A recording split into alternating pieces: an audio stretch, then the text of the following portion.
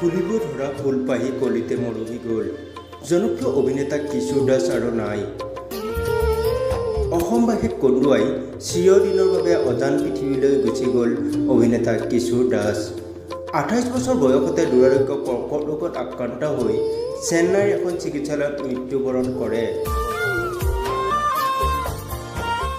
বহুকেইটা জনপ্ৰিয় গীত আৰু ধাৰাবাহিকত অভিনয় কৰা কিশোৰ দাসে শেহতীয়াকৈ দাদা তুমি দুষ্ট বৰ বোলছবিখনত অভিনয় কৰিছিল। কিশোৰ দাস, তুমি য'তেই আছে শান্তিত থাকা। তোমাৰ বিদেহী আত্মাৰ চিৰশান্তি কামনা কৰি গভীৰ শোক প্ৰকাশ কৰিলোঁ। লগতে তোমাৰ পৰিয়ালবৰ্গলৈ সমবেদনা জনালোঁ। ইয়াখন কুঙা কৰি আঁতৰি গলাগৈ মৰমৰ মিছা সপোন দি